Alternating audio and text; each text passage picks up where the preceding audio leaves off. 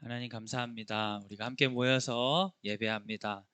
이 가운데 주님 임재하여 주시고 우리에게 삶의 방향을 가르쳐 주시며 이끌어 주옵소서. 우리가 때때로 잘 알지 못하고 우리의 습관과 변명에 머물러 있을 때에 주님 우리 새롭게 각성시켜 주시고 주께서 기뻐하시는 것을 향해 한 걸음 뗄 수 있는 용기를 더하여 주옵소서. 오늘 그러한 충만함을 경험하는 예배 되길 소원합니다. 우리를 너무나 사랑하시는 예수님의 이름으로 기원하옵나이다. 아멘. 안녕하세요. 네, 안녕하세요. 어, 네, 표어를 한번 읽어주시겠어요? 제가 말씀을 하면 여러분 붙잡고 제가 더 깊은 곳으로 한번 해주세요. 네, 말씀을 붙잡고 더 깊은 곳으로. 감사합니다. 이렇게 해주시는 그 선한 마음을 하나님이 주셨음을 믿습니다. 네. 우리 초등학생들은 너무너무 신나게 잘해요. 중고등 애들은 해주면 너무너무 제가 고마워해요. 오늘 우리에게 주시는 하나님의 말씀은 야고보서 1장 22절 말씀인데요. 같이 한번 읽겠습니다. 시작. 너희는 말씀을 행하는 자가 되고 듣기만 하여 자신을 속이는 자가 되지 말라. 아멘. 오늘은 변화의 비결이라는 시리즈 설교를 3번에 걸쳐서 할 건데요. 그 아래에 있는 두 글자만 제목으로 한번 읽어주세요. 시작. 행동. 제가 옷을 좀 벗어도 되겠습니까? 밖에서는 되게 추운데 여기서는 덥고 좀 어떻게 해야 될지 잘 모르겠네요.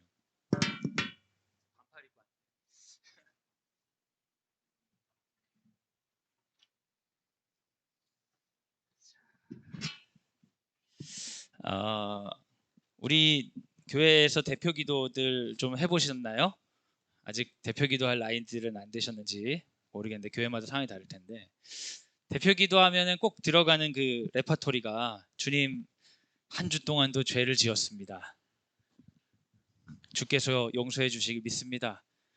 그러면 또 다음 주에 되면 다른 분이 올라오시는데 또 주님 우리가 또 죄를 지었습니다. 용서해 주시기를 바랍니다. 이렇게 매번 그 주일마다 죄를 지었다는 걸 계속 보고하는 그런 기도를 항상 하잖아요. 근데 좀 그만하면 안 되나? 이런 생각이 좀 들지 않으세요? 항상 비슷한 레퍼토리. 그러니까 사실 어떤 면에서는 정말 변화돼야 되는 부담을 안 갖고 있는 거죠. 어차피 뭐 우리는 한 주 동안 죄를 지을 건데. 예. 예전에 그 누군지 제가 잘 기억이 안 나는데 라이놀드 니버였던 것 같은데 사회학자인 니버가 그런 얘기를 했어요. 죄인이라는 정체성이 죄의 만연을 조장한다. 근데 죄인인데 뭐 이렇게 되는 거죠. 진짜 변화될 수 있는 방법은 없나? 그런 것을 여러분과 좀 나누고 싶습니다. 제가 이 설교를 하게 된 이유는 우리 학생들을 제가 상담하다 보면 변화를 상당히 원한다고 말하지만 변화를 몸으로 원하지 않는 친구들이 많아요. 변하고 싶어요. 그래서 이렇게 하면 돼. 근데 제가 아직 그걸 하기까지는 마음의 준비가 안 돼요. 그런 친구들을 위해서 인간이 변화되는 원리들에 관해 같이 좀 나누려고 준비를 했습니다. 성경은 변화하는 방법을 굉장히 명확하게 얘기하고 있어요. 야고보서 1장 22절인데요. 같이 한번 읽어주세요. 시작.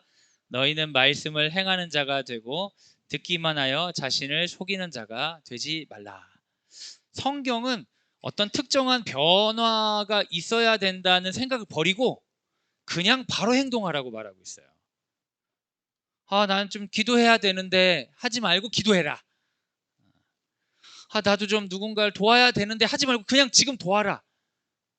행동을 하면 그 행동이 나를 변화시킨다는 거지. 어떠한 변화가 충만하게 차가지고 인간이 변하는 것은 아니다라고 이야기하죠. 뭐 여러 가지 얘기가 있지만 야고보서는 변하고 싶으면 변화에 맞는 행동을 바로 해라라고 이야기합니다.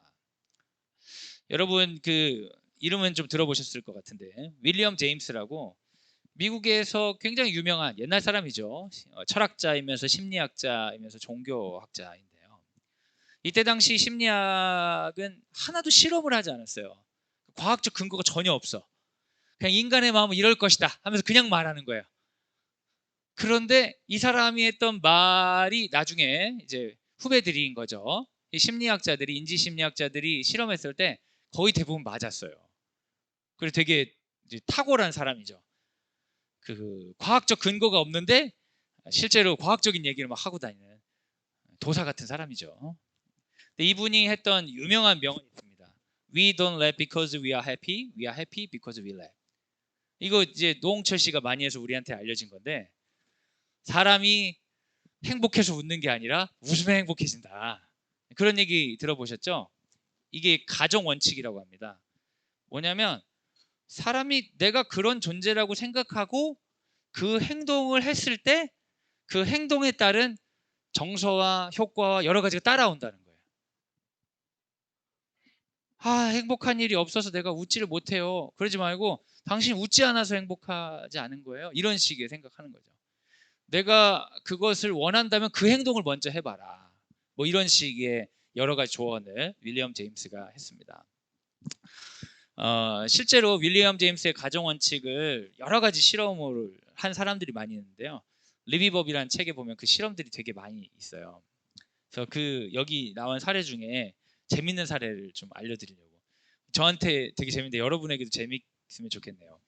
어떤 거냐면 이 한국 전쟁 당시에 북한에 미국 사람들이 포로로 많이 잡혔겠죠.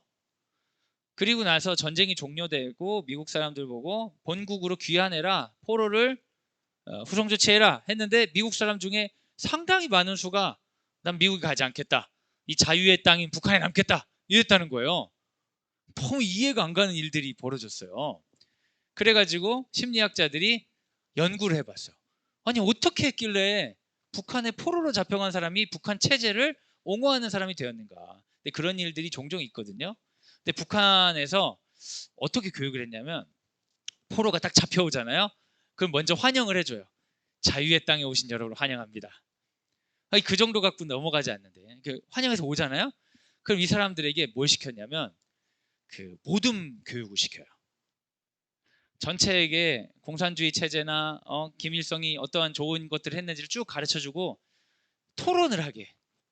토론을 해서 토론의 결론으로 공산주의의 장점에 대해서 서로 발표 교육을 시켜요. 수업같이 포로들이 할 수 있잖아요. 그리고 그 교육의 마지막으로 이 사람이 공산주의의 장점에 대해 선언을 하게 해요.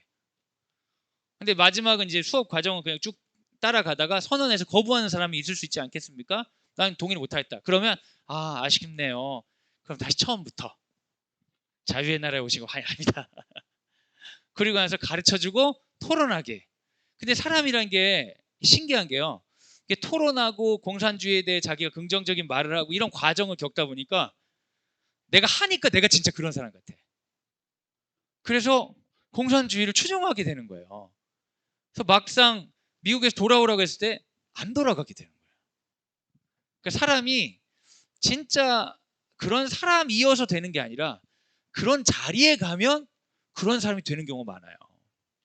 여러분이 교회 다니시니까 가장 그 신앙이 이렇게 뜨거워지는 경험들 보면 애들이 기도도 안 하고 막 믿음도 없는데 굉장히 이제 분위기 좋은 부흥에 가가지고 하다 보면 막 뛰면서 찬양도 하고 막 기도도 할 때가 있어요. 그러고 나면 애들이 눈빛이 달라져서 오는 경우가 있어요. 그러면서 막 기도를 했다고 막 눈물을 흘렸다고 그러는 거예요. 그랬겠지 네가. 근데 별로 안 변했어요. 뻔하죠. 근데 되게 달라지고요. 특히 성도들은 어디를 데려가면 그렇게 변화가 많이 되면 선교지를 데려가면 그 감동과 변화가 어마어마해요. 장난이 아니에요.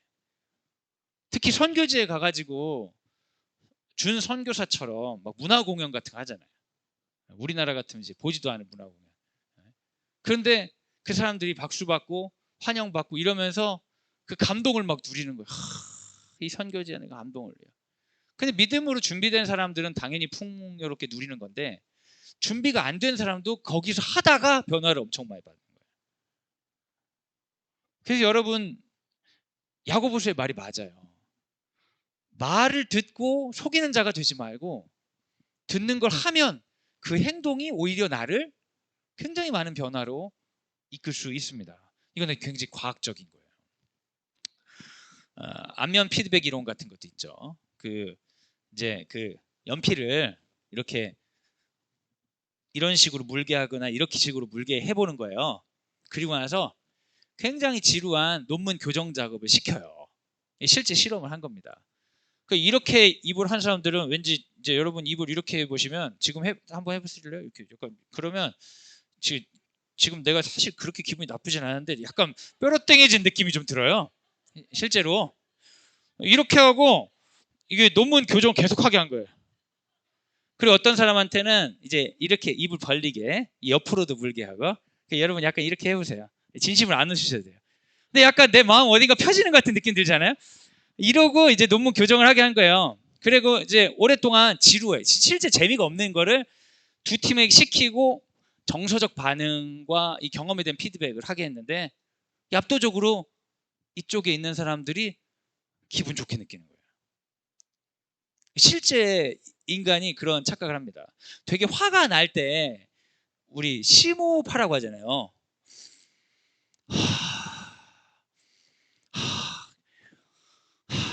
근데 여러분 화날 때는 호흡이 짧아져요. 심장이 빨리 뛰고요. 근데 이렇게 천천히 숨을 쉬면 몸이 착각을 일으켜. 좀 편안한 때인가? 그래가지고 기분이 좀 풀려요. 그래서 제가 너무 화가 날 때 어느 날 심호흡을 막 깊이 해서 했더니 제 아내가 더 눈치 된다, 더 눈치 보인다, 그만해라. 왜 이렇게 숨을 그렇게 쉬냐? 지금 눈치 주는 거냐고 막 그런 게 아닌데 저는 가정 원칙으로 나는 화가 안 났다 하면서 이제 명상을 한 건데 오해를 받더라고요. 여러분 그 심호흡을 천천히 하라고 하는 게 왜 그러냐면 몸에 착각을 주기 위해서인 거예요. 몸이 착각해서 실제로 좀 이게 다운되는 게 있어요. 어떤 일본 사람이 너무 예전이라 다 잊어버렸어요. 출처를 잊어버렸어요. 근데 어떤 일본 분이 배용준을 보고 감동을 한 거예요. 배용준, 연사마. 여러분도 연사마 보고 좀 감동하시던 세대신가요? 거기보단 누님들이신가? 제가 정확히 잘 모르겠는데 연사마를 보고 감동한 이유는 연사마가 일본에 갈 때 주로 선글라스를 딱 끼잖아요. 그러면 입만 웃어. 입만 웃는데도 근데 사람이요 입만 웃으면 교활해 보여요. 눈이 안 웃으면 인원 웃으면 아주 교활해 보이거든요. 연사마는 눈을 안 보이고 입만 웃는데 너무 미소가 좋다는 거야. 그게 진짜 제대로 미소다. 그러면서 미소를 연구해서 이렇게 하면 사람이 행복해진다. 정서가 달라지는 웃음을 연구한 사람이 있어요. 너무 예전이라 제가 기억이 안 나요. 제가 그 행복해지는 웃음법 제가 가르쳐 드릴게요. 한번 따라해 주세요. 하실 수 있죠? 네, 어렵진 않아요. 근데 이제 도구가 필요한데 도구는 없으니까 있다고 생각하고 원래 이제 연필 같은 거 있으면 물어야 돼 이렇게. 물었다고 생각하고 이렇게 이제 입을 좀 벌리신 다음에 광대 좀 올리세요. 기분하고 상관없어요. 그냥 이걸 올리시면 돼요. 그래서 두 번째는 뭐냐면 이제 연필을 이게 여기 있다고 하고 이 손가락 쳐다보세요. 쳐다보고 이 손가락을 위로 올리면서 눈이 따라 올라가야 돼 이렇게. 그 상태에서 눈 크기는 유지하면서 눈동자만 앞을 보면 돼. 아시겠어요? 입은 이렇게 되고 눈을 그러니까 최대로 위로 올린 다음에 눈동자만 앞을 보면 이런 기분이 좋아진다는 거예요. 네. 진짜 해보신 분은 기분 좋아지셨을 거예요. 네. 한번 해보세요. 애들 화날 때 우리 기분 좋아지 이런 거 해야자 그러면 진짜 엄청 재밌어요. 애들이 막 너무 분해가지고 막 울고 막 그래요. 근데 여러분 실제로 인간이 아들러 같은 사람들은 그런 얘기를 했어요. 아이한테 화를 내는 것은 화가 났기 때문이 아니라 아이한테 화를 내고 싶어서 화를 내는 거다. 실제로 화를 내고 싶은데 그냥 내기가 어려우니까 감정을 끌어올린다는 거죠 인간이. 근데 사실 아들러도 전혀 실험을 안 했어요. 그냥 다 지어낸 거예요. 옛날 심리학자들은 다 지어냈어요. 근데 어떻게 그렇게 잘 맞추는지 모르겠어. 아주 신기한 사람들 도사들이 있어요. 변화는 단순하게 얘기하면 생각의 양이 아니라 행동의 양으로 옵니다. 이게 명확합니다. 이걸 받아들여야 되는데 사람들이 행동을 늘리지 않고 생각을 많이 해요. 우리가 지능이 높다 보니까. 근데 생각을 많이 하는 건 더 쉬운 방법 찾는 건데요. 실제로는 행동을 안 하기 위한 거죠. 공부에 대한 생각을 많이 하기보다 공부에 관한 행동을 많이 하면 공부하기가 쉬워집니다. 명확해요. 그런데 공부에 대한 행동을 많이 하는 애들은 소수거든요. 근데 공부에 대한 생각을 많이 하는 애들은 다수예요. 여러분 공부 못하는 친구들이 공부에 대한 생각 안 한다고 생각하시죠? 어마어마하게 합니다. 공부를 잘하는 애들보다 더 많이 해. 근데 행동을 안 해. 그래서 공부가 어려워요. 공부에 대한 행동을 해보면 이게 잘 안 되는구나, 비판적 사고 능력이 생겨서 방법을 찾게 되는데, 생각을 많이 하는 애들은 완벽한 행동을 하려다 보니까 실제로 공부 경험이 낮아요. 그래서 잘할 수가 없어요. 그래서 여러분 뭔가를 잘하고 싶으면 행동을 늘려야 됩니다. 명확해요.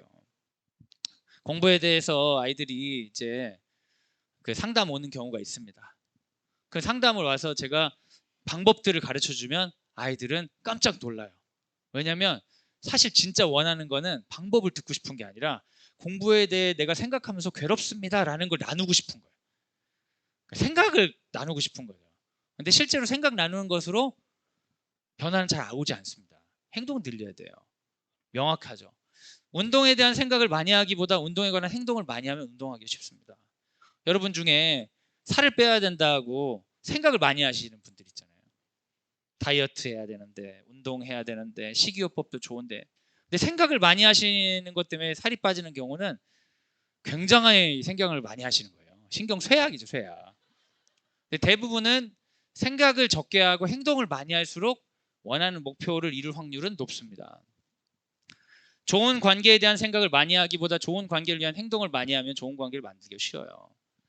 여학생들이 초등학교 4학년 때부터 그 여성이 되어가죠. 여성이 되어간다는 건 관계에 대해서 정말 많이 생각을 하게 되는 것 같아요. 제가 혹시 이런 게 너무 남녀 차별적 발언이라면 저한테 문자로 민원 넣어주세요. 제가 조심하겠습니다. 근데 실제 이게 심리적으로 남녀 차이가 있긴 있습니다. 물론 이건 이제 그 논쟁이 되기 때문에 학자에 따라 안 그런 사람도 있는데, 진화 심리적으로 바라보는 사람들은 원래 이제 진화적으로 여성들은 채집을 했다 그래요. 채집 뭔지 아시죠? 과일 따가지고 모으고 막 이러는 거예요. 근데 채집을 하려면 여러분 냉장고가 없으니까 아무거나 따면 돼요, 안 돼요? 제일 좋은 걸 따야 돼요. 그때 못 따면 어떻게 돼? 상해버리는 거예요. 아니면 누가 가져가든가. 그러니까 여성들은 항상 제일 좋은 거를 적기에 살려고 하는 이게 쇼핑이 그게 진화 초기부터 그냥 쇼핑을 계속 해왔다는 거예요. 그런데 이제 진화 심리학적으로 남자들은 사냥을 했잖아요. 여러 가지를 고르고 뭐 이럴 필요가 없어요. 평소에 쉬어야 돼. 왜냐면 위기 순간이 닥치니까. 평소에 쉬고 있다가 동물이 나타나면 그리고 끝나면 쉬어야 돼. 그래서 진화 심리학적으로 남자들이 단순한 거예요. 목표 중심적이고. 근데 여성들은 끊임없이 고르고 항상 고민해야 돼. 이걸 가져가다가 얘를 가져가면 썩을까? 그래도 가져갈까? 항상 고민을 해요. 이게 이제 관계에서도 그래요. 남자들이 엄청 직진입니다. 도움 돼? 놀자. 재미없다. 얘 안 놀래. 얘랑 놀자. 이게 계속 이상하게 애들이 엄청 싸우는데 친구래. 그걸 별로 감정도 없어 그냥. 그때 엄청 안 좋았는데 잘 지내. 그냥 막 이래요. 근데 여자애들은 항상 고르는 거예요. 쟤가 나랑 진정한 친구인 것 같기도 하고, 쟤는 아닌 것 같기도 한데, 생각해보니까 쟤도 내 욕하는 것 같기도 하고, 이게 엄청 복잡한 거예요.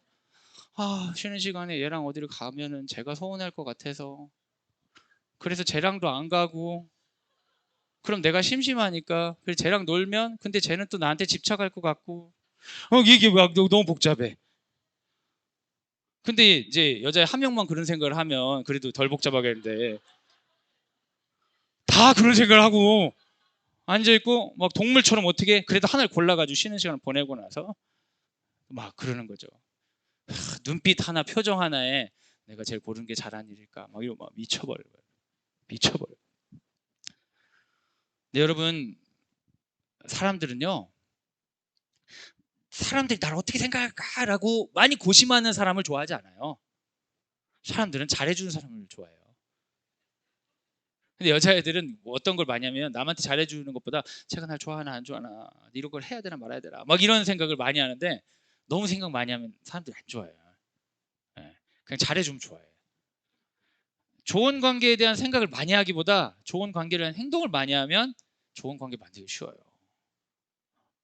저 같은 이제 상담실이 우리 여학생들이 없으면 운영이 안 될 것 같아요. 예. 감사한 일이죠 뭐. 삶의 일정 시간을 제가 동반할 수 있다는 것만으로도 들어주기만 해도 엄청 해결이 돼요. 사실은 해결이 안 될 일이기 때문에 자기 문제거든요. 자기가 생각이 많아가지고 힘든 거라서 생각 덜하고. 제가 이제 여기까지 나오죠. 공부나 해라 막 여기까지 나오는데 실제로 절대 이제 그런 얘기를 안 해요. 아 진짜 힘들겠다. 넌 어떻게 하고 싶은데 막 이러면서 계속 들어주는 거죠.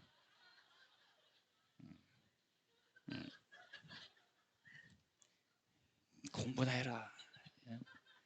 내신이나 뭐 이런 예, 엄청 세속적인 이런 사람이죠 제가.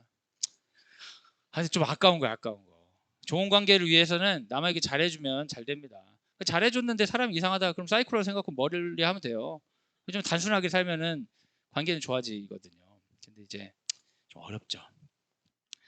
믿음에 대한 생각을 많이 하기보다 믿음에 관한 행동을 많이 하면 믿음이 좋아져요.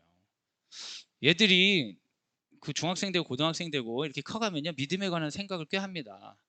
언제 생각을 하냐면 엄마가 주일날 깨워가지고 교회 가라고 할 때 갑자기 믿음에 대한 생각이 들어요. 엄마는 하나님 안 믿는 것 같아요. 갑자기 그래 평소에 생각도 안 하다가 교회 가기 싫어가지고 뭐 수련회 가기 싫으면 막 갑자기 믿음에 대한 진지한 고민을 막 하고 그러는데 근데 사실은 선교지 많이 가고 기도할 때 눈 뜨고 멀뚱멀뚱 안 하고 눈 감고 기도하고 통성기도할 때 통성기도 하고 행동을 많이 할수록 믿음은 좋아질 확률이 높아요. 진정한 믿음을 찾아가지고 뭔가를 깨닫고 막 회심을 하고 막 이래갖고 믿음이 안 생기고요. 그냥 그 현장에 가 있고 하다 보면 믿음 생기는 경우가 많아요. 행동을 많이 할수록 유리하죠. 되게 단순하죠. 근데 사람들이 되게 진정한 걸 찾으려고 그래. 진정한 믿음. 참으로 대단한 진정한 믿음. 근데 많이 할수록 믿음은 좋아지는 경우가 높아요. 실제로 이것을 이제 반증한 연구들도 많이 있습니다. 뇌에 관한 얘기를 제가 뇌를 잘 모르지만 뇌가 움직이는 원리 중에 이게 이제 우울이나 중독에 관한 원리인데요. 우리 뇌에는 보상회로라는 게 있습니다. 보상회로. 기분이 좋아지는 신경전달 물질이 나오는 보상회로가 있어요. 어떤 특정 행동에 있어서. 그래서 그 회로에 관여하는 이제 세 가지 기관의 역동을 제가 좀 말씀드리면서 진짜 행동이 엄청 중요하다는 걸 여러분 좀 이제 생각해 보실 수 있을 거예요. 전전두피질이라고 많이 들어보셨죠? 전전두피질, 전두엽 이런 얘기 많이 들어보셨죠? 전두엽은 딱 이게 이마거든요. 여기에 맨 앞에가 행동에 있어서 생각하고 하는 행동을 관여합니다. 생각하고 하는 행동. 지금 제가 말을 하면서 생각을 할 것 같아요? 안 할 것 같아요? 생각 안 하죠. 모국어는 생각 안 하고 말해요. 근데 제가 외국에 가잖아요. 말을 할 때 생각할 것 같아요? 안 할 것 같아요? 엄청나게 생각을 많이 합니다. Can I로 하면 되나? Would you로 가야 되나? 생각을 많이 하고 말하니까 말이 이상한 거예요. 사람이 이상해 보이는 거예요. 바보같이 보이는 거예요. 근데 모국어는 생각 안 하고 말하거든요. 내용은 생각하지만. 근데 이제 전전두피질은 생각하고 하는 행동. 지금 여러분 앉아 계신데 거의 생각이 없으세요. 근데 갑자기 이제 문자가 띠 오는 거예요. 그래서 문자가 와가지고 누구 집에 뭐 불이 나고 있습니다. 뭐 이런 거 왔다 그러면 어떡하지? 이제 생각이 갑자기 확 떠오르는 거죠. 의도적인 행동을 전전두피질이 하고요. 그 보상회로 중에 배측 선조체라는 게 있는데 배측 선조체는 하던 행동을 그대로 하게 해요. 하던 행동을 그대로 할 때 도파민이 나와요. 그래서 배측 선조체는 옳고 그름하고 아무 상관없이 하던 행동을 계속하게 합니다. 그 측자핵은 쾌감을 주는 행동을 계속하게 해요. 지금은 잘 이제 와닿으시지 않는데 이 세 가지 역동을 말씀드리면 이제 와닿으실 수 있어요. 제가 지금 설명해 드릴게요. 이게 그 우울할 땐 뇌과학이란 책에서 나온 얘기인데, 여러분 우울할 때는 우울에 대해 묵상하지 마세요. 별로 생각이 도움이 안 될 때가 많거든요. 우울할 때는 우울할 때 뇌과학을 읽어보세요. 재밌어요. 우울할 때 뇌과학. 책 제목 너무 좋잖아요. 우울할 땐 뇌과학. 생각할수록 우울증에 벗어나기 쉽거든요. 그러니까 이 초코바에 관한 예가 나오는데, 이게 사람들이 초코바를 먹는 거예요. 딱 먹으면 측자와액수 도파민이 쫙 쏟아지는 거예요. 너무 좋다. 근데 이제 이 도파민이 어떤 효과가 있냐면, 우리가 지능이 높잖아요. 지능이 높아서 그 행동을 할 것 같다고 느껴지면 도파민이 나와요. 처음에는 초코바를 먹었을 때만 도파민이 나오는데, 그 다음에는 초코바 포장지를 뜯을 때 도파민이 나와. 이미 먹었어, 마음으로는. 그래서 먹게 되고, 그 다음에는 슈퍼마켓에 들어가는 순간 도파민이 나와. 그래서 여러분, 우리가 되게 의도적으로 산다고 보지만 실제로 이제 뇌과학자들 중에 일부의 입장에서는 도파민이 우리 행동을 굉장히 유도해요. 우리가 어떤 쾌감을 맛보면 그 쾌감으로 가는 길에서 시작되는 순간부터 도파민이 나와요. 그러니까 행동이 유도되죠. 그러니까 중독이 그렇게 되는 거예요. 도박을 할 때 땄을 때 재밌는 그 경험이 도박장에 들어가는 순간부터 하는 거예요. 그래서 처음에는 어떤 특정한 도파민이 유도되는 행동을 했어요. 뭐 게임이라든지.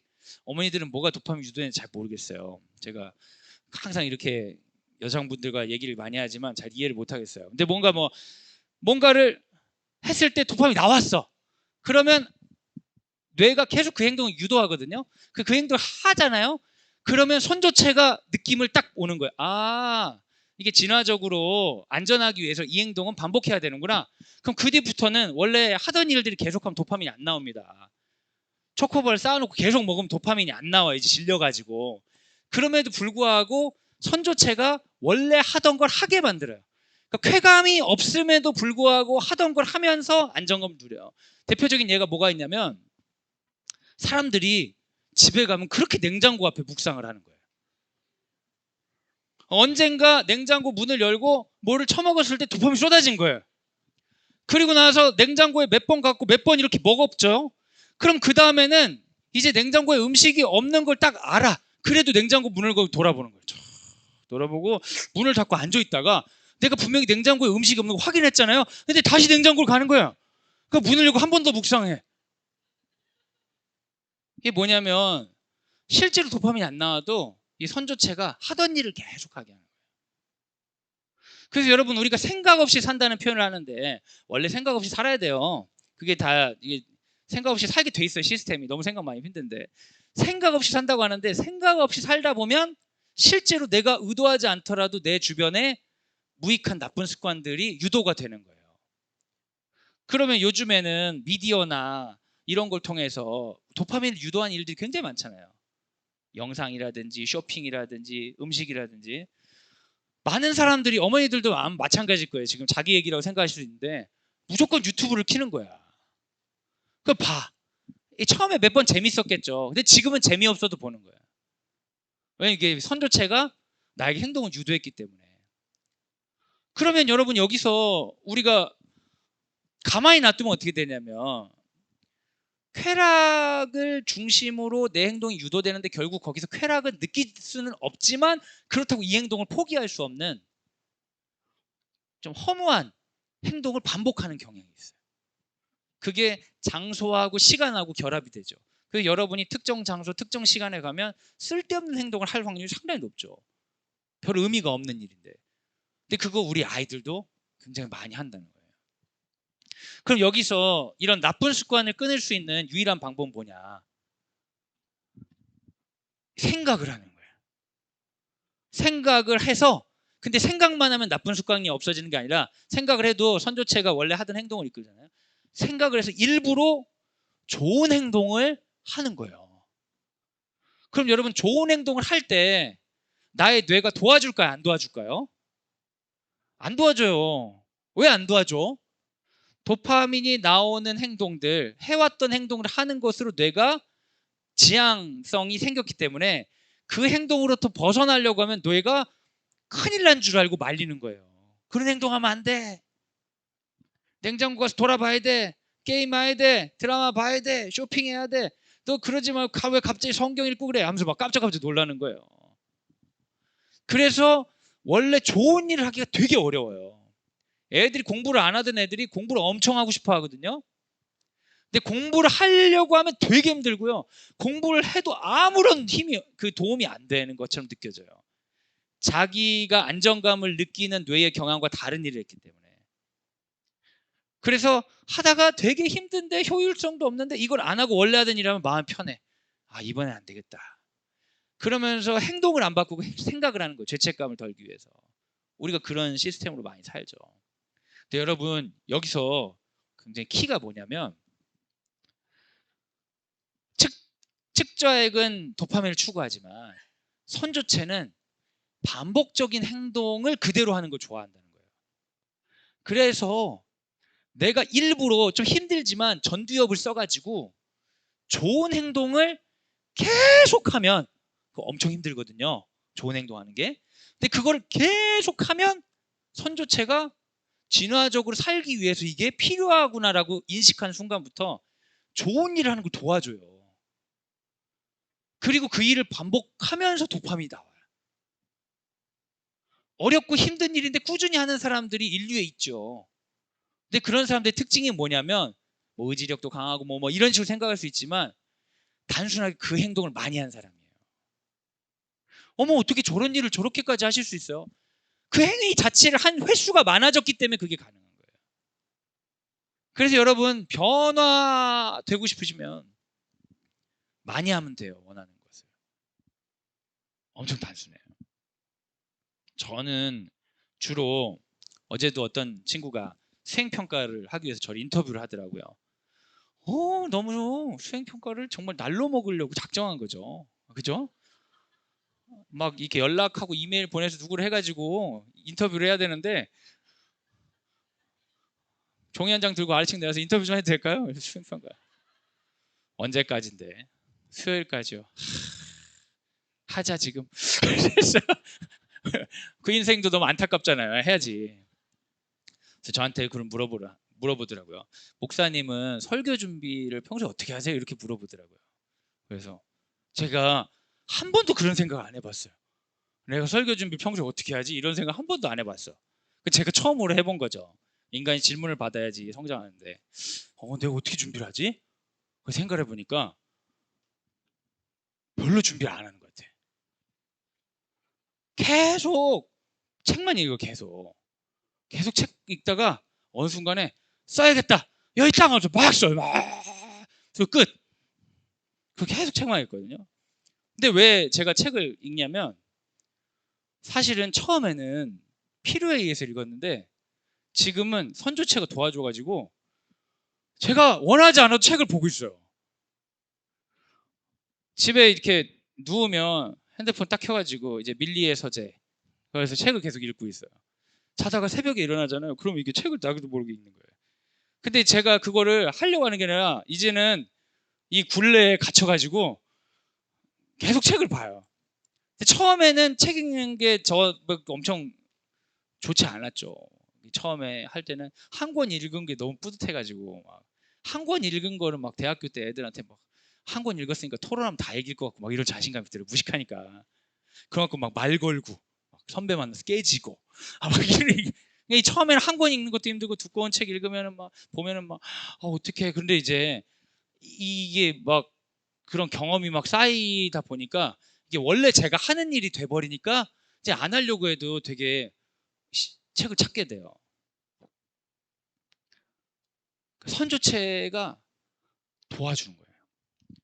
저만 그런 게 아니고 맞아. 웹서핑 엄청 심하죠. 애들 엄청 웹서핑 많이 합니다. 의미 없이 웹서핑 하다가 도파민 나온 적 있어가지고. 여러분도 그러지 않으세요? 컴퓨터 계속 무의미하게. 그냥 넘어가 버렸네. 여러분, 강원국 씨라고 글쓰기를 가르치는 분인데 이분이 김대중 대통령 전 대통령과 노무현 전 대통령의 그 연설문을 쓰는 보좌관이셨어요. 그래서 이분이 어쨌든 정권이 바뀌고 거기 계속 있을 수가 없었는지 어쨌든 나오셔가지고 지금 그 출판과 글쓰기에 관련된 일을 하시는데, 이분이 강연을 하면서 했던 이야기가, 이분은 심리학자는 아니잖아요. 심리학자인데 자신의 삶의 체험으로 이 뇌의 그 변화를 체험하신 거예요. 이분이 책을 쓰기 위해서 다짐을 했답니다. 내가 매일 20분씩 글을 쓰리라. 아침에 일어나서 글을 쓰기 너무 힘들었대요. 막 너무 쓰기 싫어가지고. 그래도 이를 악물고 썼다는 거예요. 이때는 자연스럽게 선조체가 도와주는 게 아니라 전전도 비슷한 거예요. 전두엽을 써서 일부러 하는 거예요. 근데 어느 순간 자기가 뇌가 자기를 도와주는 걸 깨달았대요.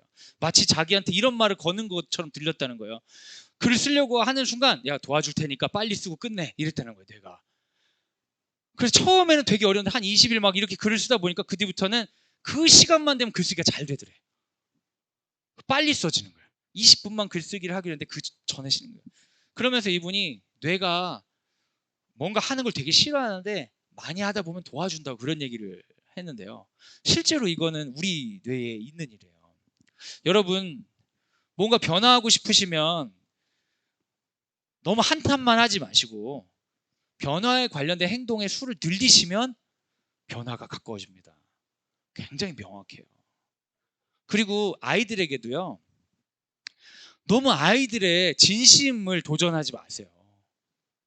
진심으로 네가 원하지 않기 때문에 그렇다, 이런 얘기들은 상당히 사람을 곤란하게 만들어요. 애들은 진심으로 원합니다. 행동이 적어서 그런 거예요. 원하면 행동을 늘리면 돼요. 근데 진심이란 말로 행동을 안 늘리고 변명하고 피해 있는 건 사실은 실패하기 싫어서 무서워서 그런 거예요. 잘 안 되더라도 행동을 늘리게 해줘야 됩니다. 초등학생 때 우리 에릭슨 같은 사람이 초등학생 때 발달과업으로는 근면성이라고 했어요. 행동을 늘리는 일을 많이 하면 할수록 초등학생 때 좋습니다. 근데 그때는 좀 말을 듣잖아요. 중고등학교 가서 근면하기가 어렵죠. 에릭슨은 중고등학교의 발달과업으로는 자아 정체성이라고 그랬잖아요. 중고등학교 때는 자기가 이걸 해야 된다는 의식이 생길 수 있도록 많은 정보를 제공해야죠. 근데 어렸을 때부터 근면성이 돼 있는 친구들이 훨씬 유리하죠. 두려움을 덜 느끼니까. 근데 근면성이 부족한 친구들은 두려움을 많이 느껴요. 실패할까 봐. 그러면서 진지해지지 않으려고 하는 경향이 있죠. 그래서 어른들이 많이 도와줘야 됩니다. 본성은 비슷하지만 습관이 차이를 만들어냅니다. 그 감사일기, 저희 학생들하고 감사일기 쓰는 그룹이 있는데요. 제가 감사일기를 쓰게 된 이유는 한 친구가 추수감사절 날 설교를 듣고 감사일기나 이런 게 좋다 얘기를 했는데, 사실 제가 좋다고 얘기하고 저도 안 써요. 네, 좋다고 소개하는 거지 제가 쓰진 않았어요. 근데 그 친구가 저한테 도전을 하더라고요. 목사님, 제가 감사일기 진짜 써보고 싶습니다. 그래? 그럼 같이 쓰자 해가지고 제가 같이 쓰기로 해서 둘이 교환일기 같이 감사일기 쓰기 시작했어요. 남학생이랑. 그러다가 다른 친구들 중에 원하는 사람 쓰자 해가지고 오픈을 했어요. 근데 한국 사람들은 약간 그런 거 있잖아요. 할 거면 하고 안 할 거면 안 하고. 근데 저는 완벽하게 한국 스타일이 아니라 그냥 이제 그 서양 스타일로 공동체 이런 거 아니고 자기를 위해서 감사일기를 열었더니 애들이 꽤나 많이 들어온 거야. 근데 쓰는 애는 별로 없어. 하지만 전혀 아이들을 갈구지 않고 오직 나를 위해서, 나의 행복을 위해서 제 감사일기 쓰기 시작했어요. 체면과 행복이죠, 사실. 다른 애들이 안 쓴다고 내가 안 쓸 수는 없지. 그리고 내가 계속 써야지 애들한테 쓰라고 할 수 있지. 그래서 원래 쓰자고 한 애도 잘 안 쓰는데 제가 계속 쓰기 시작했어요.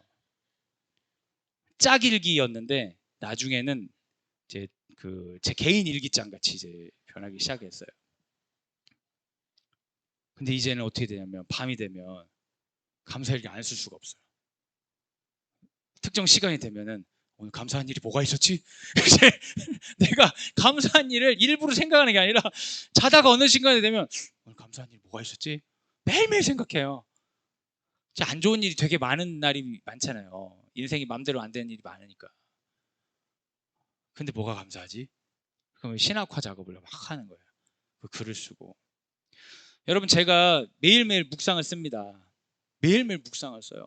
이 묵상을 예전에 제가 어떻게 했냐면, 지금 제가 소셜 네트워크 페이스북을 안 하는데, 그때 페이스북이 제 아이가 죽고 나서 너무 슬픈데, 제가 인간관계도 잘 못하고 사람들하고 잘 이렇게 잘 안 지내잖아요.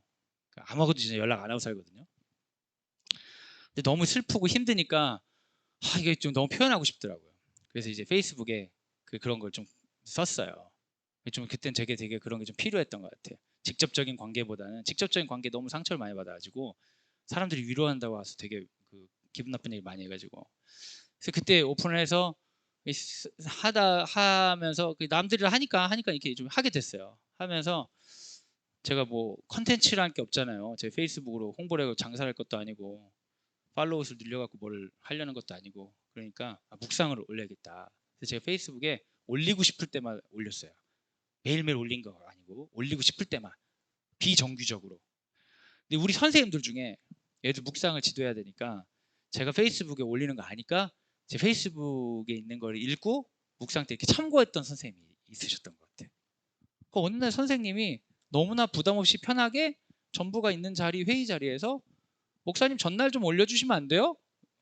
이렇게 얘기하죠. 오피셜하게.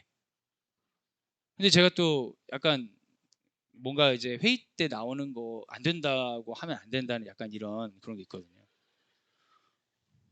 해드리죠. 전날 올리겠습니다. 그래가지고 전에는 하고 싶을 때 하고 안 하고 싶을 때 안 했거든요.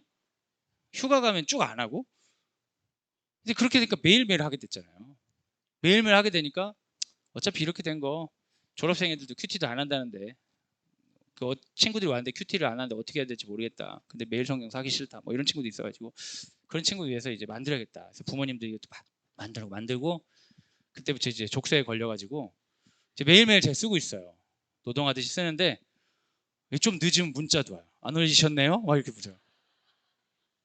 그럼 내가 안 올렸던가? 내가 안 올렸던가? 그래서 이제 예약을 잘못 걸어놓기도 하고 여러 이유가 있는데, 그렇게 해가지고 제가 지금 몇 년째 하루도 안 빼고 지금 하고 있잖아요.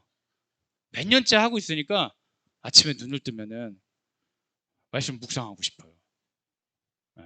말씀을 사모해서가 아니, 그냥 말씀 묵상하고 싶어. 그냥 아침에 제가 주말에 일어나서 이제 컴퓨터에 앉으면은 저희 막내가 일어나서 아빠 묵상해? 막 이렇게 맨날. 여러분, 맨날 하면 그게 내가 됩니다. 여러분, 자녀를 위해서 기도해야 된다는 생각을 하지 마세요. 하시면 됩니다. 많이, 계속. 그러면 자녀를 위해 기도하는 부모가 돼요. 자녀를 이해하고 싶어서 자녀를 이해해야 된다는 생각을 많이 하지 마시고 자녀 이해에 대한 책을 읽으세요. 그러면 많이 이해하게 됩니다. 여러분 중에 좀 더 성장하고 싶은 욕구들이 있으신데 여러 가지 변명거리가 많잖아요. 아휴, 내가 저 남자만 안 만났어도 지금 뭐 이런 생각도 하시고, 내가 이런 상황 때문에. 근데 여러분, 그런 상황임에도 불구하고 여러분이 변화될 수 있는 여지가 되게 많고요. 하나님께서 여러분을 통해 일하실 여지 되게 많아요. 여러분 생각보다 중요하세요. 진짜 여러분 생각보다 중요하세요. 여러분이 어떤 사람에게 관심을 가지고 그 사람에게 하나님 기뻐하시는 행동으로 다가갔을 때 누군가에게는 우주를 얻는 것처럼 일어날 수 있어요. 제가 얘기하고 싶은 애들이 너무 많네요. 떠오르는 애들이 너무 많아요. 야고보서 1장 22절 같이 한번 읽어주세요. 시작. 너희는 말씀을 행하는 자가 되고 듣기만 하여 자신을 속이는 자가 되지 말라. 여기 핵심은 자기를 속이는 거예요. 싫으면 싫다고 말을 해야지. 싫으면서 해야 된다고 하고 싶다고 말을 하니까 자기도 혼란스럽고 남도 혼란스러워. 여러분, 솔직하게 그런 거짓말을 내려놔야 돼요. 공부하기 싫으면 싫다고 해야지. 공부해야 된다고 하고 싶다고 말하고 행동을 밀리지 않으면 거짓말이죠. 제 애들한테 많이 그래요. 거짓말하지 마. 안 하고 싶은 거잖아. 근데 얘네들 혼란스러워. 자기는 하고 싶다고 생각하니까. 근데 그거는 공부를 하고 싶은 게 아니라 결과를 얻고 싶은 거죠. 근데 솔직해져야 돼요. 그리고 정직하게 결과를 얻고 싶으면 결과에 어울리는 과정을 겪어야죠. 결과는 얻고 싶은데 그 행동을 하고 싶지가 않다. 그러면 그 결과를 못 얻을 확률이 높다는 걸 받아들여야죠. 여러분, 크리스찬이 된다는 건 진리를 가까이 사는 건데 진리는 정직해요. 진리는 거짓이 아닙니다. 그런데 저는 많은 신앙인들이 거짓 앞에 있는 걸 볼 때가 있어요. 사실은 결과를 얻고 싶으면 정직하게 그 결과에 합당한 행동을 하든지 아니면 그 행동을 하기 싫으면 그 결과를 얻을 확률이 없다는 걸 받아들이든지 해야 되는데 완벽하게 하고 싶어서 틀리고 싶지 않아서 정직하지 못하게 자기 자신을 속여버리는 거예요. 내가 맘만 먹으면 할 수 있는데 환경이 안 되고 환경이 안 될 수 있죠. 근데 그 환경에도 불구하고 다르게 사는 사람 분명히 있어요. 정직하게 안 하고 싶어서 안 하면 안 하는 걸로 마음이라도 편해야지 왜 죄책감까지 가지고 우리가 살아야 됩니까? 자기를 속이지 마세요. 근데 이거는 일종의 교회가 가지는 구조의 문제도 있는 것 같아요. 교회에서는 설교를 계속 듣잖아요. 남의 말을 계속 듣다 보니까 그리고 여러분 설교에서 들으시는 내용들을 다 이해하세요? 저도 잘 이해가 안 될 때가 있어요. 동의가 안 될 때도 있고.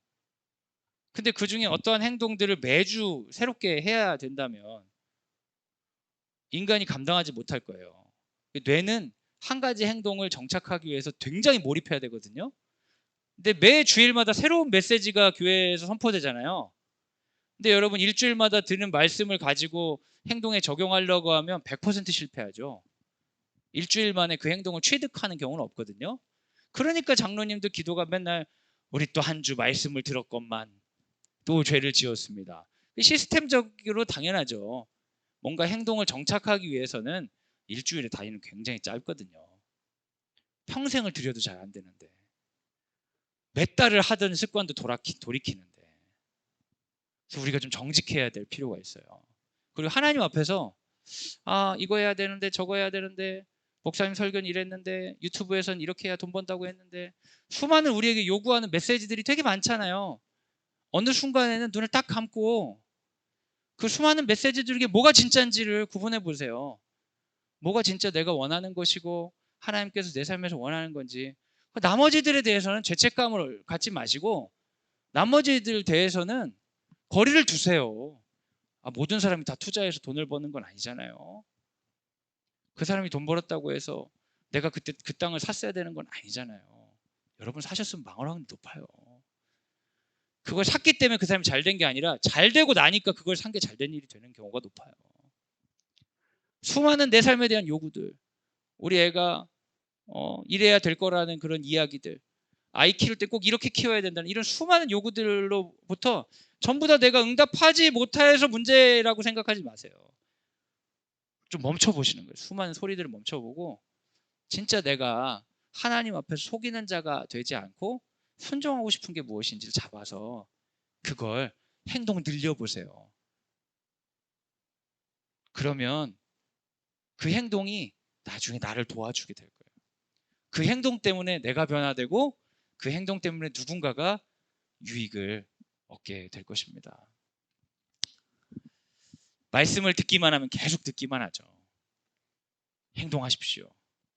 그리고 그 행동을 물론 좋은 거예요. 나쁜 걸 반복하지 마시고 반복하십시오. 굉장히 힘들 거예요. 잘 안 될 겁니다. 그런데 그게 곧 나의 삶입니다. 우리가 이걸 시도하지 않으면 우리는 어느 누구도 주체적인 삶을 살 수 없습니다. 남들이 시키는 대로 잘 사는 잘 훈련된 노예가 될 수밖에 없죠. 대안학교를 하면서 사랑하는 우리 자녀들이 주체적으로 살기를 너무나 기대합니다. 그런데 주체적으로 사는 일은 두려운 일이에요. 용기가 필요한 일이거든요. 많이 힘을 실어줘야 되고요. 주체적으로 살기 위해서는 용기뿐만 아니라 날 유혹하는 가만히 있어도 자연스럽게 나의 도파민을 유도하는 것들과 결별하는 그런 필수적입니다. 애들이 원한다고 너무나 쉽게 학교 몰래 막 이런 거 허용해 주시고 그러면 자기 주도성 가지기 어렵습니다. 같이 동의해서 좀 싸워 나가야 될 필요가 있습니다. 저희 아들이 이제 뉴질랜드에서 얼마 전에 돌아왔어요. 학교에서 연락을 전혀 못하게 이렇게 하셨거든요. 3개월 동안 연락하지 말라고 그러더라고요. 저는 교사인데도 깜짝 놀랐어요. 3개월 동안? 제가 뉴질랜드 많이 애들 보내고 돌아올 때 같이 데려오기도 해가지고 처음엔 너무 그리워하다가 나중에는 막 질려하고 전화 안 해도 될 것 같아. 애들도 이제 전화 안 해버리고 막 이런 건데 3개월 동안 연락 안 하니까 마지막까지 그립더라고요. 마지막까지 그립더라고요. 그런 경험을 거의 처음 해본 것 같아요, 제가. 공항에 이렇게 가는데 되게 뭔가 뭉클하더라고요. 내가 이렇게 아들에게 뭉클해 본 적 있나? 아무래도 제가 이인성 선생님 강의를 들어서 그런 것 같아요. 눈동자를 보면서 5살 때를 생각하고 연락을 못하니까 엄청 뭉클하더라고요. 그래서 제가 아들하고 얘기하면서 거기 홈스테이 그 하시는 분이 아이가 너무 외로워하고 향수병을 힘들어하니까 너무 사랑하는 마음으로 자기 아이패드를 이렇게 대여해 주셨다고 하더라고요. 그러니까 아이에게는 그 홈스테이가 주님이시죠, 주님. 그러면서 외국이지만 한국 같은 생활을 애가 이렇게 했나 봐요. 그리고 또 우리 또 너무 귀한 우리 선생님 참 욕을 많이 먹으셨던데 거기가 애들하고 있는데 우리 선생님이 어떻게 그걸 또 알아내시고 잘 이렇게 협력이 돼가지고 홈스테이에게 정중한 편지를 보내서 뺏어라 이렇게 여행하죠. 그래가지고 아이패드를 빼앗겼대. 그래서 뉴질랜드에서 한국처럼 지내다가 다시 뉴질랜드로 돌아왔어요. 두 번의 변화를 겪은 거죠. 국적이 왔다 갔다 하는 걸. 근데 그 얘기를 제 아들이 하더라고요. 아이패드 뺏기고 나서 엄청 배운 게 많다는 거예요. 그때부터는 이제 심심하니까 아이패드 있으면 도파민이 나오는 대로 원래 하던 방식 시스템들 있잖아요. 근데 그게 뺏기니까 전두엽을 써야 되는 거예요. 근데 여러분 아이들은 이거 쓰기 싫어요. 힘들거든요. 근데 전두엽 쓸수록 인간은 더 행복해져요. 명확해요. 장기적인 행복은. 그래서 우리 아이들과 함께 우리가 도전해야 됩니다. 학원에 가면은 되게 공부 잘하고 막 1등급에 있는 애들이 있는 게 아니라 대한민국에 거의 8, 90%가 다 앉아 있어요, 여러분. 초등학교 때부터 계속 학원 가기 때문에 아이들은 학교 끝나고 학원 가는데 선조체가 도와줍니다. 집에 앉아 있으면 부담스러워요. 엄마한테 욕먹을 것 같아가지고. 학원에 가서 공부가 되는 게 아니죠. 그 가운데 그 행동을 늘리기 위해서 전두엽을 쓰는 경험을 하게 해야 되는 겁니다. 지금 당장은 강제로라도 그렇게 공부시키는 게 더 효율성이 있을지 모르겠어요. 근데 우리가 삶에 대해 괜히 계속 이야기해 줘야 됩니다. 부모가 아이들에게 공부 가르쳐 주고 뭐 부모가 애들한테 뭐 이런 게 아니라 부모가 가르쳐 줄 수 있는 건 삶에 대한 거잖아요. 삶에 대해 우리가 계속 가르쳐 줘야 될 건 뭐냐면 힘들지만 네가 어떤 행동을 늘려보는 일들 해보자. 그리고 그거를 이야기하기 위해서 부모님이 자기는 맨날 똑같이 살면서 그런 게 아니라 부모님들이 지금 내가 원했던 일들, 내가 변화되고 싶었지만 주춤했던 것들을 지금 늘려보시는 거예요.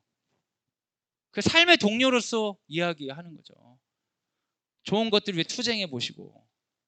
그래서 저는 광성드림학교 부모님으로서 도전하고 싶은 건 아이를 변화시키기 위해서 애를 쓰는 게 아니라 내가 매일 주님 앞에서 말씀을 속이는 자가 아니라 행하여서 그 말씀을 실천하는 자가 돼보는 거죠. 애가 변화 안 되는 건 어쩌겠어요? 네. 어떤 의미에서는 그거는 뭐 하나님께 맡겨야죠. 하지만 떳떳하게 그리스도인으로서 우리 자신을 드리고 그리고 그 삶을 나누는 거, 그것이 우리에게 필요한 기독 학부모로서 주체성 있는 자로서의 자세가 아닌가 그런 생각이 듭니다. 슬라이드 쇼가 끝났네요. 이 시간 같이 한번 기도하겠습니다. 우리 함께 기도할 때 자기 자신의 삶을 한번 돌아보면 좋겠습니다. 바울 선생님은 우리에게 말씀으로 뭐라고 얘기했냐면 육에 지지 말라고 그랬어요. 왜? 죄송해요. 제가 육에 지지 말라는 거는 아무 생각 없이 살지 말라는 거예요.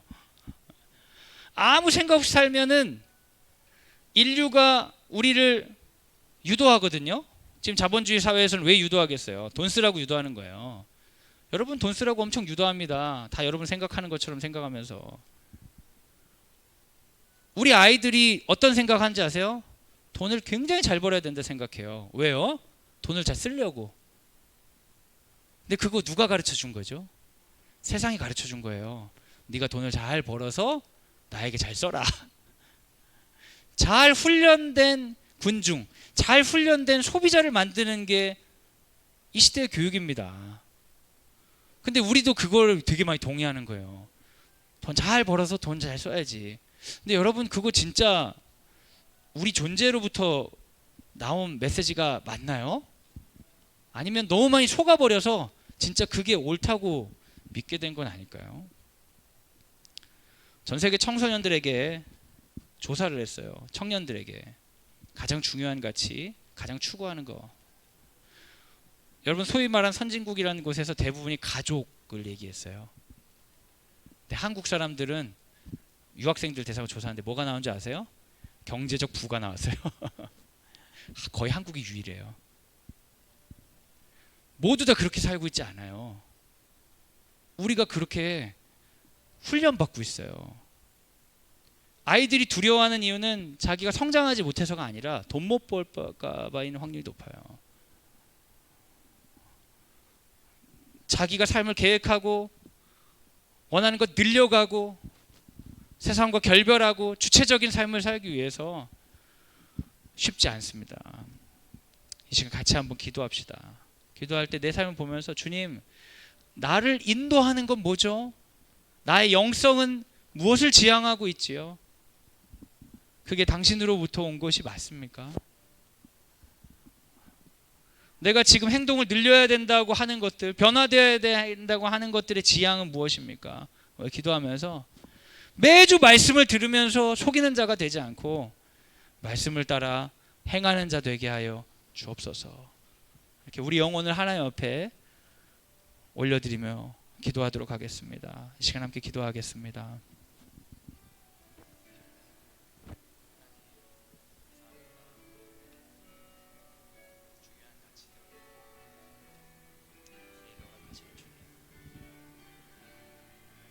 우리에게 하나님의 마음을 주시옵소서.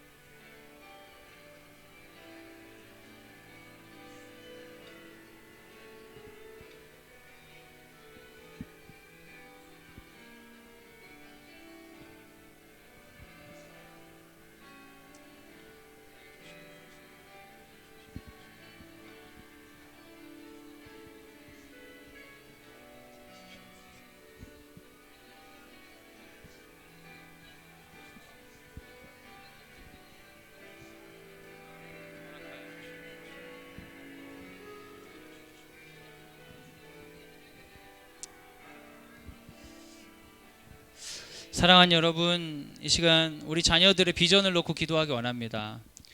우리 어제까지 해서 성교육을 우리가 3회 진행했는데요. 여러분 뭐 동성애에 대한 입장이 좀 다르시거나 뭐 정치적으로 보시는 분도 있겠지만 저는 그분을 보면서 굉장히 감동받은 것이 그분은 하나님의 말씀을 받아서 그것을 행동을 늘리는 방식으로 자기 자신을 속이지 않고 자기 삶을 내모는 것을 저는 굉장히 도전을 받았습니다. 아, 저분은 거짓말하지 않고 있구나. 정직하구나. 말씀 앞에서. 우리가 꿈꿔야 되는 비전은 좀 그런 거여야 되지 않을까 싶습니다. 굉장히 큰 도전이죠.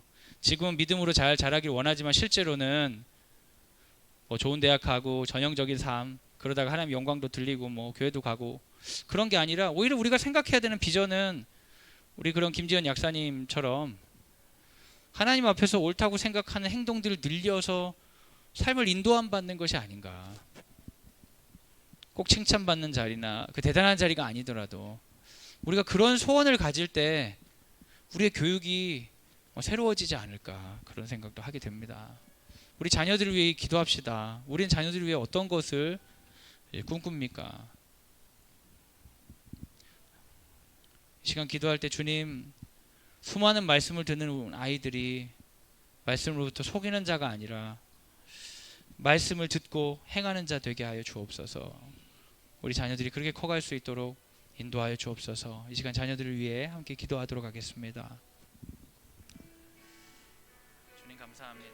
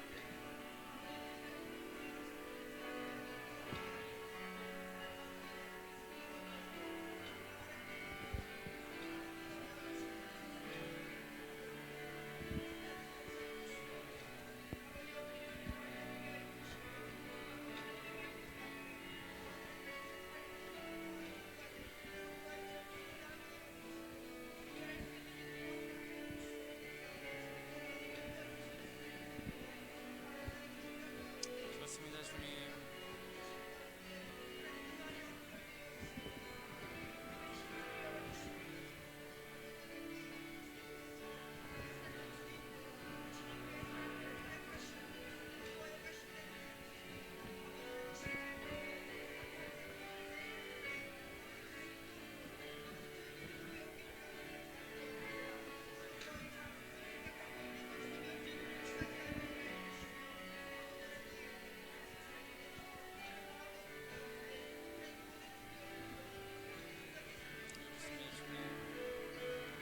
우리가 속이는 자 되지 않게 하여 주시옵소서.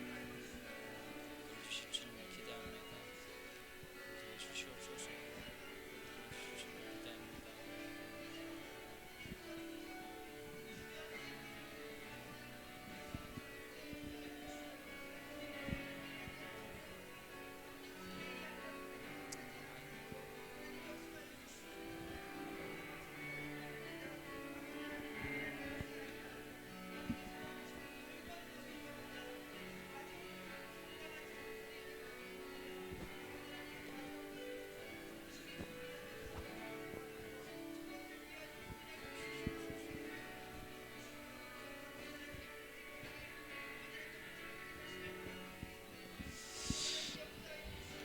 우리 여러분 이 시간 우리 교사들을 위해 기도해 주시기 바랍니다. 여러분 교사들이 절대 완벽한 자들이 아닙니다. 하지만 그들이 귀한 것은 겉으로만 어떤 교육에 있어서 하나님의 영역이 추구해야 된다. 한국 교육이 무너졌다. 이런 것이 아니라 자기의 삶의 자리를 걸고 여기까지 행동으로 나왔다는 것입니다. 그렇기 때문에 뭐 모든 것들을 다 이해해야 된다. 그런 건 아니지만 그 행동을 하고 이 자리에 나와 있기 때문에 우린 교사들을 위해 기도해야 됩니다. 그들이 가진 장점이 발현되고 부족한 점들이 깎여지고 성장할 수 있도록 우리 교사들을 위해 기도해야 됩니다. 지금 함께 기도할 때 주님, 말로 생각으로가 아니라 행동으로 이 자리까지 온 교사들 붙들어 주시어서 사용하여 주시옵소서. 우리 아이에게 좋은 영향 있게 하여 주시고, 혹여라도 그렇지 않다면 다른 아이에게라도 좋은 영향 있게 하여 주시고, 이분이 성장하게 하여 주시고, 이분을 통하여서 하나님께서 교육의 영역 가운데 하나님 나라를 만들어 주시옵소서. 합력하여 선을 이루어 주시옵소서. 우리 선생님들을 위해 이 시간 기도하도록 하겠습니다. 함께 기도하겠습니다. 주님 감사합니다.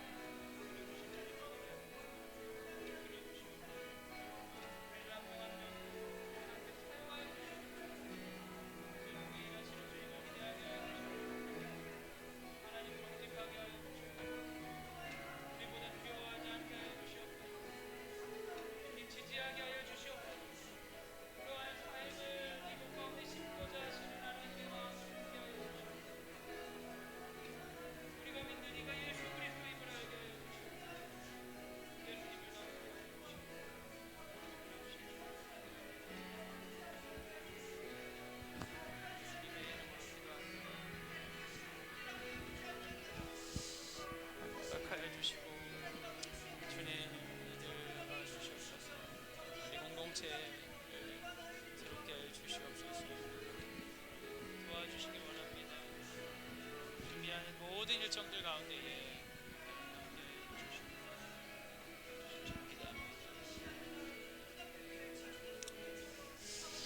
사랑하는 여러분, 이 시간 학교의 운영 주체와 우리 기독 학부모 운동을 위해 기도해 주시기 바랍니다. 학교를 설립한 우리 거룩한빛 광성교회, 또 거룩한빛 운정교회 담임 목사님과 당회원들을 비롯해서 목회가 하나님 아래에서 바르게 성장할 수 있도록 기도해 주시기 바랍니다. 우리 이사님들과 이사장님을 비롯한 이사님들, 하나님께서 하시는 일과 또 가정 가운데 평안을 더하여 주세요. 학교에서 좋은 생각할 수 있도록 우리 운영위원장님과 운영위원들, 교장 선생님, 교감 선생님, 행정실장님, 대외협력 처장님, 행정팀, 관리팀, 조리팀, 미화팀, 운영하는 모든 주체들이 겉으로 선포되고 말하는 것뿐만 아니라 운영의 원리에 있어서도 하나님 나라를 닮아갈 수 있도록 청렴하고 서로 견제하고 건강할 수 있도록 운영 주체를 위해 기도해 주시기 바랍니다. 기독 학부모 운동을 위해 기도해 주시기 바랍니다. 우리가 특별하게 무엇을 해야지만 기독 학부모 운동이 아니라 우리 존재가 기독 학부모 운동입니다. 우리 존재를 통하여서 하나님 일하시옵소서. 각 가정마다 새로운 행동이 늘어나게 하여 주시고, 자발적인 모임 가운데 새로운 행동들과 계획들이 흥황하게 하여 주셔서 진행하는 것을 잘 마무리하는 것을 넘어서서 매 순간 하나님께서 개입하실 수 있는 여지가 열려있는 개방된 기독 학부모 운동으로 우리들을 사용하여 주시옵소서. 이제 운영 주체와 기독 학부모 운동을 위해 이 시간 함께 기도하겠습니다. 같이 기도하겠습니다.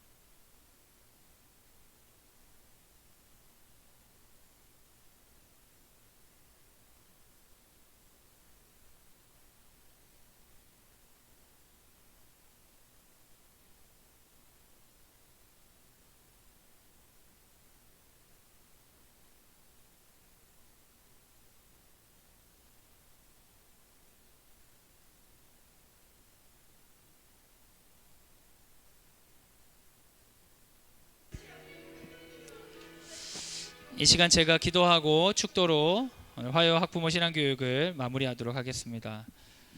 사랑이 많으신 하나님 감사합니다. 우리를 이곳에 모아주시고 하나님의 말씀을 묵상하게 하셨습니다. 주님, 우리는 항상 변화를 원합니다. 새롭게 되고 싶습니다. 하지만 실수하고 싶지 않습니다. 하지만 그 변화가 고통스럽지 않기를 원합니다. 결과가 없는 변화 허무하다고 생각합니다.